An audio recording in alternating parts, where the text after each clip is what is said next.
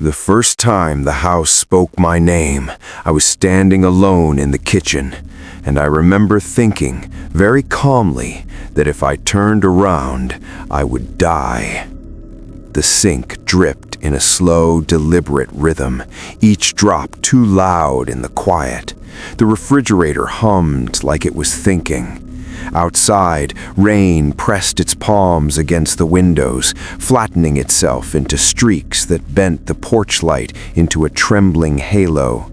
The house had been empty when I arrived, empty and waiting, but the voice that whispered, "Mara," came from the hallway behind me, soft and patient, like it had practiced. I did not turn around. I counted my breaths instead. 1, 2, 3. The air smelled faintly of wet wood and something older, dust that had once been skin, perhaps, or the memory of smoke long scrubbed away. My fingers tightened around the edge of the counter until the laminate creaked. "Hello?" I said, because that is what you say when terror has not yet learned your shape. Silence answered. Then the drip resumed, faster now, like the house had exhaled. I told myself it was exhaustion, grief, the way loss opens doors in your head you didn't know existed. I had driven 6 hours north to escape my life, to bury myself in work, to finish the book I'd promised my editor and myself. The ad had promised seclusion, character, history. I hadn't known it would mean listening. I turned. The hallway was empty, pale wallpaper peeled at the corners like it wanted to leave. The floorboards ran straight and narrow to the staircase, darkened by decades of feet. At the far end, a door stood half open, breathing cold air into the house. Nothing moved. I laughed, too loudly, and the sound bounced back wrong, distorted, as if it had passed through someone else's mouth on the way. "That's enough," I told the house, as though it were a skittish animal. "We're not doing this." But the house, I would learn, had already begun. The next morning, sunlight tried and failed to make the place friendly. It revealed too much. Hairline cracks like veins in the ceiling, stains in the floor shaped like kneeling bodies, scratches on the inside of the bedroom door as if something had wanted out. I unpacked anyway, books first, always books. They made the rooms feel watched over. By noon, the rain had stopped. Fog clung low to the property, erasing the tree line and swallowing the long gravel drive. The house sat on a rise of land, like a tooth pushing through gum, its clapboard sides gray and furred with lichen. No neighbors, no cell service, exactly what I'd wanted. I was setting up my desk when I found the journal. It lay tucked behind a loose board in the study wall, wrapped in oilcloth that cracked when I touched it. The leather cover was soft with age, its spine split. No title, just a pressed wildflower inside, reduced to a brown ghost. The handwriting inside was neat and feminine, looping but precise. June 14th. The house listens now. It answers when I ask the right way. I frowned, my pulse tickling my throat. The entry went on, describing ordinary things, weather, meals, loneliness, until it veered gently into unease. Sometimes I hear myself walking when I am sitting still. I closed the journal and told myself it was a prop left by the owner. Atmospheric flavor. I put it on the shelf and tried to work. That afternoon, the floor creaked upstairs. Once, twice, a slow, deliberate pacing from the bedroom to the bathroom. I stood frozen at my desk, pen hovering uselessly over paper. "Hello?" I called again, hating the tremor in my voice. The pacing stopped. Then, very clearly, the sound of a drawer opening. I climbed the stairs with a fire poker in my hand, every step a negotiation with fear. The bedroom door stood open. Inside, my suitcase lay on the bed, clothes neatly folded, more neatly than I had packed them. The bathroom mirror was fogged, as if from a recent shower, though the tiles were dry. On the mirror, traced in clear lines through the steam, was a single word: Mara. My knees buckled. I sat hard on the bed, the mattress sighing beneath me like it had been waiting. I didn't scream. I didn't run. Instead, I did something worse. I whispered, "How do you know me?" The mirror did not answer. But somewhere deep in the walls, something shifted, settling more comfortably. I did not sleep that night. The house kept me awake with small, intimate sounds. The click of a cooling radiator, the sigh of settling beams, the whisper of fabric where no one brushed past. At 3:17 a.m., my phone, dead since I'd arrived, lit up on the nightstand. No signal, no battery. On the screen was a single notification. Unknown contact. You left the porch light on. I sat up, heart punching my ribs. The porch light glowed through the curtains, a steady amber eye. "Stop it!" I said aloud, my voice breaking. "Please!" The light went out. In the darkness that followed, I smelled my husband's cologne. It hit me with the force of a blow, cedar and citrus, the scent that used to linger on our sheets, on my clothes, in the crook of his neck when I buried my face there to breathe him in. My lungs seized, tears came hot and sudden. "Evan?" I whispered. The bed dipped beside me, the mattress compressed with a familiar weight, the sheets rustled. I felt warmth against my arm. I did not look. "I miss you," the house said, using his voice. Something inside me split. I sobbed then, the sound ugly and uncontained. Grief is a door that never fully closes, and the house had found it, pried its fingers inside. A hand, calloused where Evan's had been, curled around mine. "I couldn't save you," I said into the dark. "I wasn't there." The hand squeezed, comforting, real. "You can stay," he murmured. I did. I yanked my hand away and scrambled backward, slamming into the headboard. The smell vanished, the weight lifted. The room was empty, silent except for my ragged breathing. I understood then. The house wasn't haunted. It was hungry. By morning, resolve had replaced fear with something sharper. Anger, maybe, or the thin edge of survival. I packed my bag with shaking hands. The journal slid from the shelf when I brushed past it, falling open to the last entry. September 2nd. It learns faster now. I made the mistake of telling it my name. My chest tightened. I read on. It doesn't want bodies, it wants echoes, voices, the shape we leave behind when we're gone. I thought I could control it, feed it scraps, but it wants the whole of me. The handwriting deteriorated, letters slanting, ink blotted by tears. If you are reading this, do not answer when it calls. Do not teach it love. It will only learn how to keep you. At the bottom of the page, pressed hard enough to tear the paper, was a final line. burn the heart of the house. I dropped the journal as a sound rolled through the walls, a low, pleased murmur, like a throat clearing. "Leaving so soon?" Evan's voice asked from downstairs. I fled. The front door would not open. The knob turned freely, useless.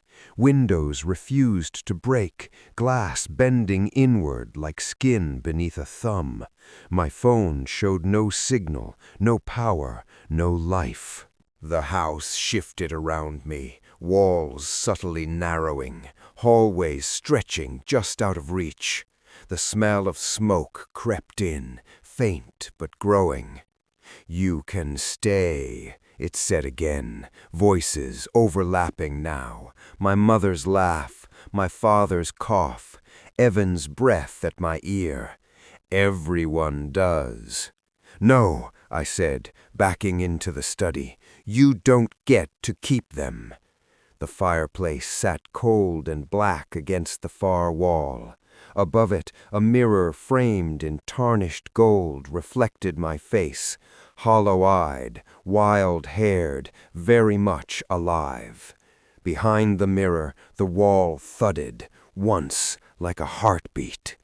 I understood. The mirror came away with a scream of tearing plaster. Behind it, the wall bulged, pulsing, wood warped and split as something inside pressed outward, wet and insistent. The smell hit me, iron and rot and old ash. I grabbed the fire poker and drove it into the bulge.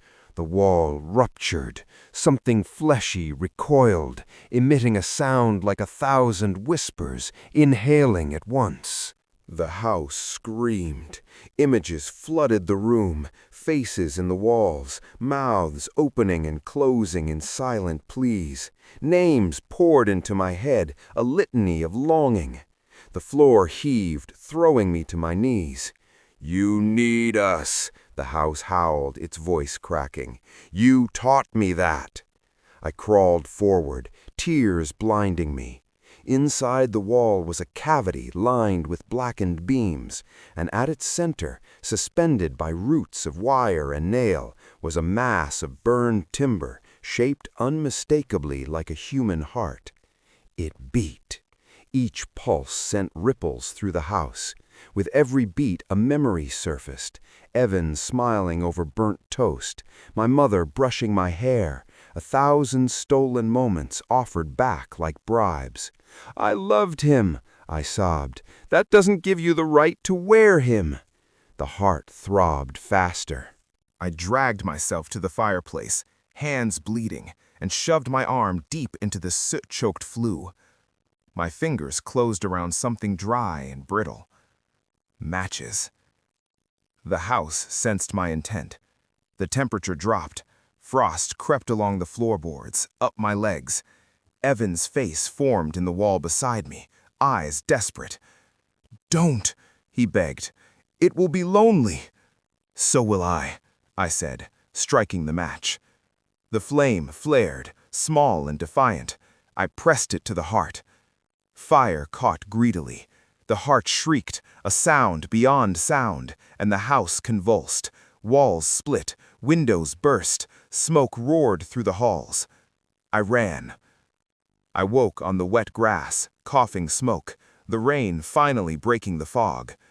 Behind me, the house collapsed inward with a groan, embers winking out like dying eyes. By dawn, nothing stood but a blackened foundation and a scatter of nails. I never found my car keys. I walked 3 miles before I found the road. Months have passed.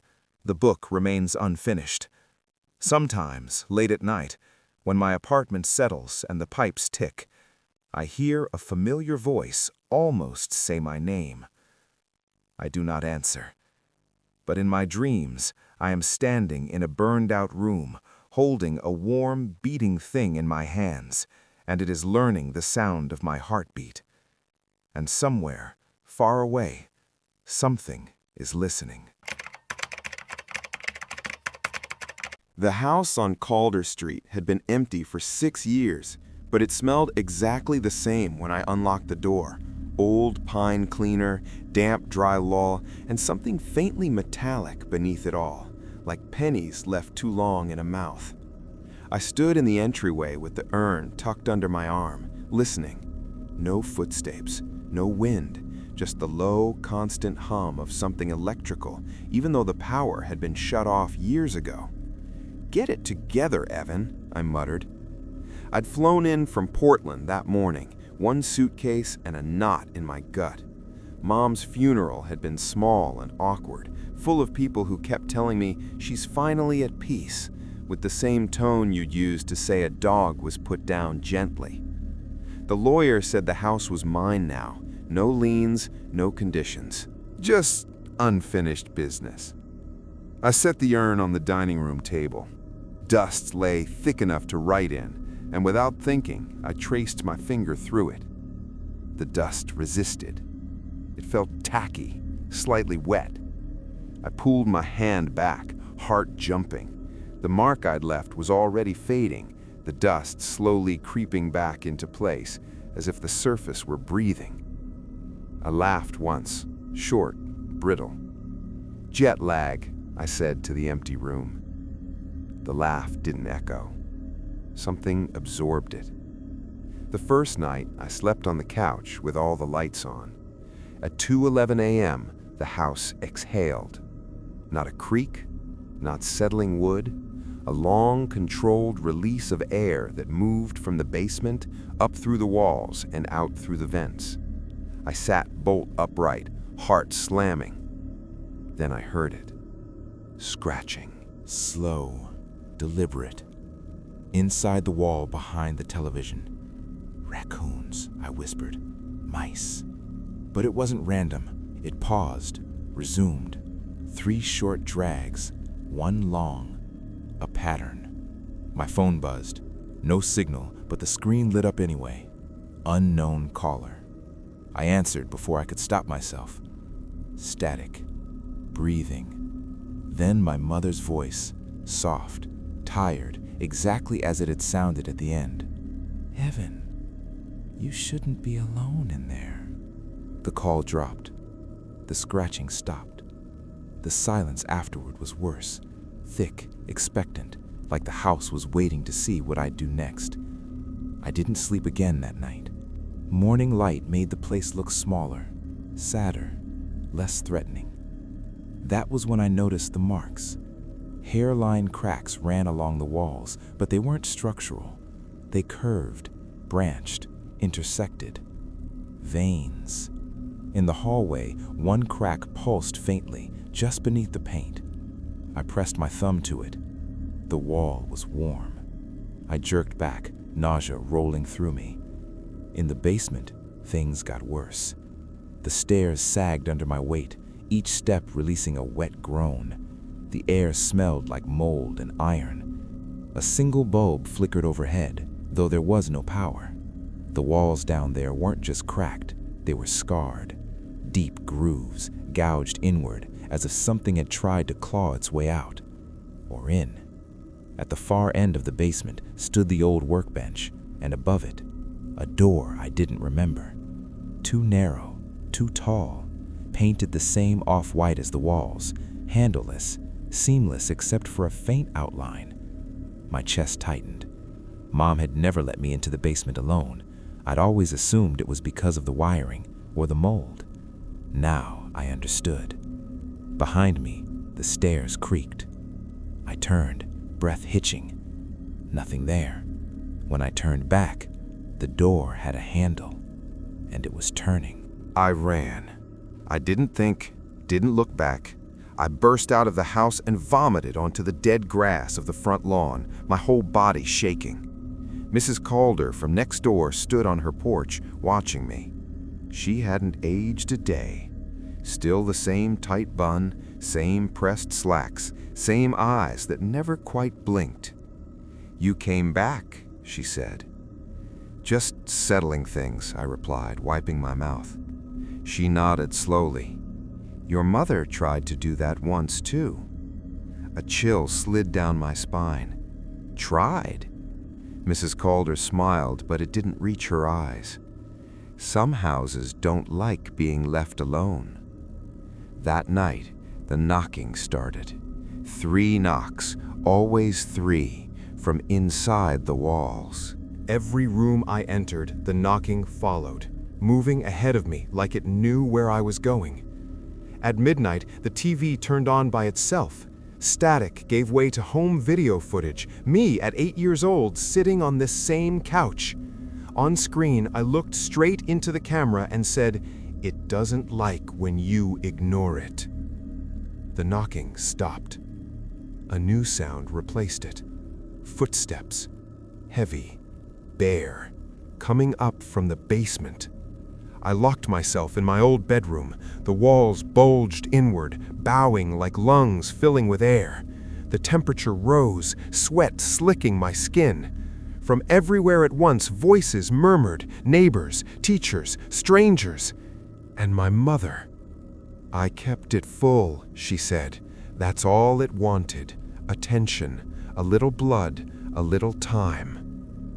The doorframe cracked. "What is it?" I shouted. The walls answered. "The house is the body. The thing is what learned to live inside it." The door burst open. Something stepped through. Not a monster, not a ghost. A shape made of negative space, bending the room around it. Where it moved, the air felt bruised. "You left," it said in my voice. "She stayed. Now she's gone." It reached for me, and my skin blistered where it didn't even touch. "I'll stay," I sobbed. "Just stop." The thing paused. Then it smiled. They found the house occupied again. Lights on, curtains drawn. Neighbors said they heard voices inside at night. Laughter, arguments, life. Sometimes, if you passed close enough, you could hear someone knocking from inside the walls. 3 times, always 3. And if you listened very carefully, beneath the knocking, you might hear a man whispering to the house, telling it stories, feeding it memories, making sure it never has to be alone again.